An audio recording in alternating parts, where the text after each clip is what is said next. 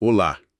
Hoje vamos desvendar um dos momentos mais impactantes do século XX, a crise de 1929. Recebemos um material excelente que sintetiza o contexto, as causas, as consequências devastadoras desse evento. Nossa missão aqui é entender como uma década de euforia e prosperidade nos Estados Unidos, os chamados loucos anos 20, pôde terminar num colapso financeiro tão absoluto que arrastou o mundo inteiro junto. É uma história que, de muitas formas, ainda define a nossa. Sem dúvida. E o interessante na análise que vamos fazer é que essa não é apenas uma história sobre números em queda livre ou gráficos da bolsa. É uma história profundamente humana, sobre como a vida de milhões de pessoas mudou da noite para o dia, sobre como ideias econômicas que pareciam assim absurdas se tornaram a única esperança e como a política mundial foi redesenhada. Vamos traçar uma linha que começa na especulação em Nova York e termina, por exemplo, aqui no Brasil, impactando a nossa produção de café. Faz todo sentido. Para entender o tamanho da queda, a gente precisa primeiro entender a altura do voo. Como era essa euforia dos loucos anos 20 que o material descreve? Parece quase uma festa sem fim. Era exatamente essa sensação. Os Estados Unidos saíram da Primeira Guerra Mundial como a grande potência econômica. A década de 1920 foi marcada por um otimismo, assim, contagiante. A industrialização estava a todo vapor, a produção em massa, popularizada pelo Henry Ford, colocava carros, rádios, geladeiras ao alcance de mais gente. E o combustível para essa festa toda era o crédito, farto e fácil. Comprar a prazo virou a norma, sabe? Era a era do American Way of Life. A crença de que a prosperidade era um direito e só tenderia a crescer. Mas essa imagem de progresso infinito soa frágil. Parecia bom demais para ser verdade. Tinha algum problema escondido debaixo do tapete dessa grande festa. Com certeza. E o material que a gente está analisando aponta para 4 bombas relógio que já estavam fazendo tic-tac no meio da euforia. A primeira era a superprodução. As fábricas americanas eram tão eficientes que produziam muito mais do que as pessoas conseguiam ou precisavam comprar. Os estoques começaram a se acumular. O que me leva a pensar na segunda bomba relógio. Quem eram essas pessoas que deveriam comprar tudo isso? Porque, se não me engano, a riqueza não era tão bem distribuída assim, certo? Exatamente. E esse é o segundo ponto crucial, a brutal concentração de renda. A prosperidade existia, mas estava na mão de uma pequena elite. A grande maioria da população, os trabalhadores, os agricultores, tinha um poder de compra muito baixo. Então você tinha fábricas produzindo em massa para um mercado consumidor que, na prática, era limitado. Cedo ou tarde, essa conta não ia fechar. Ok, então temos superprodução e um mercado consumidor que não acompanha. Qual era a terceira bomba? A mais explosiva de todas. A especulação desenfreada na Bolsa de Valores de Nova York. A bolsa virou uma espécie de cassino nacional, sabe? As pessoas viam os preços das ações subindo sem parar e acreditavam que era uma forma fácil e garantida de enriquecer.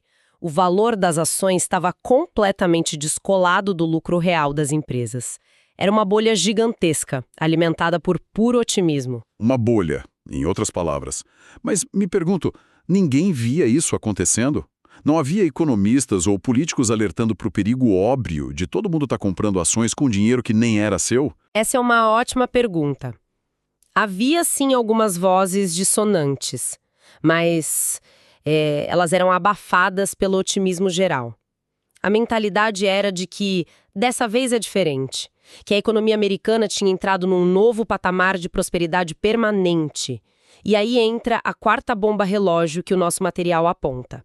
A ausência de um xerife na cidade. Faltava regulação. O sistema financeiro operava praticamente sem controle, o que permitiu que os bancos emprestassem dinheiro de forma irresponsável para essa especulação. Um detalhe que o texto destaca e que ilustra perfeitamente o clima da época é que muitas pessoas comuns pegavam empréstimos para comprar ações, certas de que o lucro cobriria a dívida com folga. É uma receita para o desastre. Uma hora essa bolha teria que estourar. E foi o que aconteceu.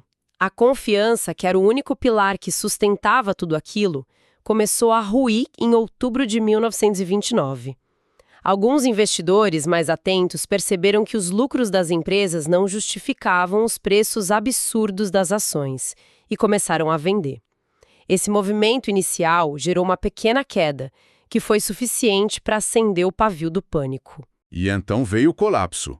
O material narra os eventos de forma quase cinematográfica, mencionando a Quinta-feira Negra E a Terça-feira Negra. O que aconteceu nesses dias. Foi o pânico generalizado. Em 24 de outubro, a Quinta-feira Negra, houve uma onda massiva de vendas. Na terça-feira seguinte, dia 29, a situação ficou ainda pior. Foi o dia em que o mercado desabou de vez. Milhões de ações foram colocadas à venda ao mesmo tempo, mas simplesmente não havia compradores. Os preços despencaram. Pessoas que eram milionárias no papel pela manhã estavam arruinadas à tarde. Foi o fim da festa. Ok, a bolsa quebrou. Milionários perderam fortunas. Mas como isso sai dos círculos de Wall Street e vira um problema para a pessoa comum? O operário da fábrica, o agricultor, que talvez nunca nem tivesse comprado uma ação na vida. Esse é o ponto central.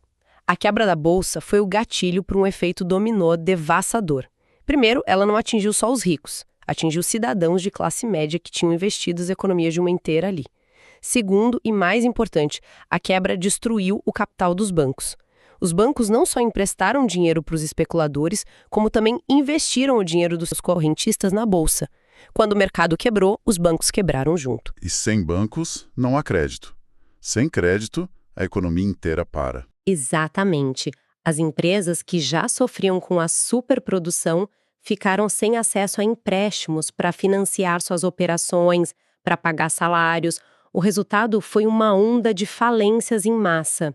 E com as empresas fechando... Veio desemprego. Isso. É aí que a crise financeira se transforma numa crise humana de proporções gigantescas. Vamos falar sobre esse lado humano? O material que a gente analisou pinta um quadro terrível das consequências nos Estados Unidos. O que aconteceu nas ruas. Foi um cenário de desolação. Em poucos anos, a taxa de desemprego saltou para 25%. Isso significa que 1 em cada 4 trabalhadores estava na rua. Para quem manteve o emprego, os salários caíram vertiginosamente. A pobreza se espalhou e a fome virou uma realidade para milhões de famílias, mesmo num país que produzia comida em excesso. As imagens dessa época são icônicas e o texto as descreve bem. As filas por comida que se formavam nas cidades e os acampamentos de desempregados, favelas improvisadas que surgiam por toda parte. Aquele sonho americano dos anos 20 tinha se transformado num pesadelo. Um pesadelo que, pelo visto, não ficou restrito aos Estados Unidos. Como essa onda de choque atravessou o oceano? A economia global já era muito interligada e os Estados Unidos eram o motor dessa economia, né? Depois da Primeira Guerra, os americanos se tornaram os grandes credores do mundo, financiando a reconstrução da Europa. Quando os bancos americanos quebraram, esse fluxo de dinheiro secou de uma hora para outra. Além disso, com a crise, os americanos pararam de comprar produtos de outros países.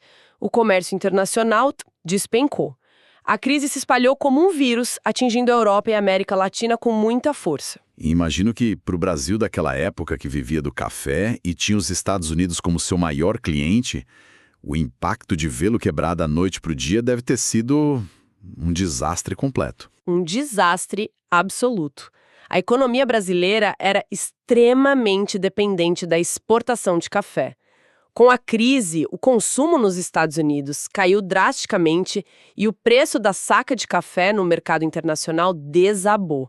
E aqui está uma das conexões mais interessantes que o nosso material de análise faz. A gente tende a pensar na Revolução de 1930 como um evento puramente brasileiro, uma briga entre oligarquias. Sim, é o que a gente aprende na escola, o fim da política do café com leite. Exato. Mas o texto que estamos analisando traça uma linha direta entre a quebra de Wall Street e a subida de Getúlio Vargas ao poder. A crise econômica quebrou a espinha dorsal do poder dos barões do café, que perderam sua principal fonte de riqueza, de prestígio. Isso criou uma insatisfação social e um vácuo político perfeitos para uma mudança de regime. um evento em Nova York ajudou a redesenhar o mapa do poder no Brasil. Incrível. Então, diante desse cenário de colapso global, de um sistema que falhou espetacularmente, o que se faz? As velhas regras do liberalismo econômico, de que o mercado se conserta sozinho, claramente não estavam funcionando. O mundo precisava de um novo manual de instruções. E foi exatamente nesse vácuo de ideias que uma nova teoria econômica, antes considerada radical, ganhou força. O material destaca a figura do economista britânico John Maynard Keynes. A ideia central de Keynes era uma heresia para a época. Numa crise dessa magnitude, o mercado não se conserta sozinho. Pelo contrário, o Estado precisa intervir e intervir com força. O que seria essa intervenção na prática? O que ele propunha? Keynes defendia que o governo deveria gastar dinheiro, mesmo que precisasse se endividar para isso.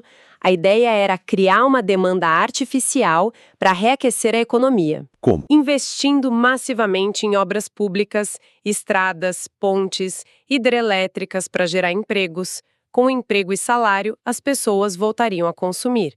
Esse consumo estimularia as empresas a produzir novamente, contratando mais gente, e assim a roda da economia voltaria a girar. Além disso, ele defendia um controle muito mais rígido do sistema financeiro para evitar que a especulação saísse do controle de novo. E alguém teve a coragem de testar essas ideias. Sim, o maior laboratório do keynesianismo foram os próprios Estados Unidos. Em 1932, Franklin Delano Roosevelt foi eleito presidente com a promessa de um New Deal, um novo acordo para o povo americano. E ele cumpriu. Então, como foi que o Roosevelt colocou essas ideias do Keynes em prática? O que o New Deal realmente fez pelas pessoas? Foi um programa gigantesco e, assim, multifacetado. O governo federal investiu bilhões de dólares em obras públicas, como a construção de hidrelétricas no Vale do Tennessee, que levou eletricidade a uma região paupérrima e criou milhões de empregos. Foram criadas novas e rígidas regras para os bancos, para restaurar a confiança das pessoas no sistema financeiro. E, talvez o mais duradouro, foram criados programas de assistência social, como um sistema de previdência e seguro-desemprego, uma rede de proteção para os mais vulneráveis que não existia antes. Isso é uma mudança radical na função do governo. Ele deixa de ser apenas um observador Exato. e se torna um agente ativo na economia e na vida das pessoas. Uma mudança de paradigma total. O New Deal não acabou com a crise da noite para o dia, na verdade. Foi a Segunda Guerra Mundial que realmente reativou a economia americana. Mas ele mudou fundamentalmente as regras do jogo. Ele representou a aceitação no coração do capitalismo de que o Estado tem um papel essencial na estabilização da economia e na proteção social dos cidadãos. Mas essa instabilidade econômica toda, imagino que tenha criado um ambiente perigoso também. Um prato cheio para discursos extremistas, não? Infelizmente, sim. Essa é a consequência política mais sombria da crise.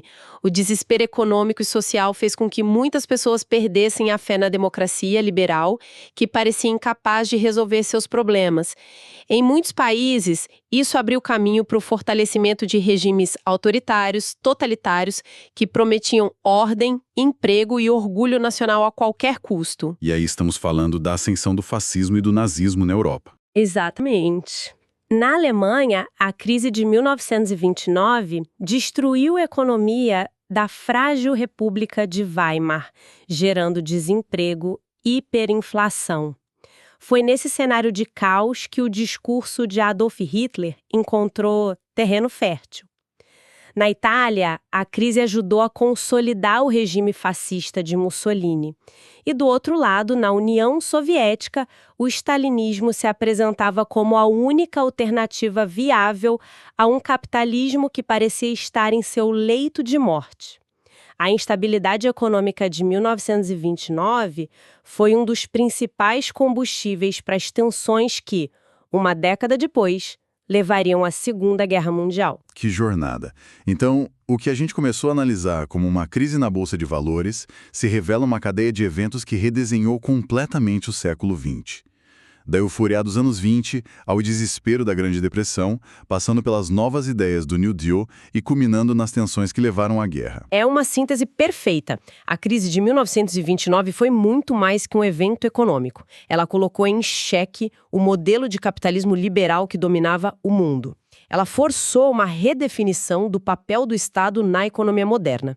E as lições aprendidas ali, a duras penas, influenciaram as políticas econômicas no mundo inteiro por décadas. E o mais interessante é pensar como essas lições ainda ecam hoje. Sem dúvida.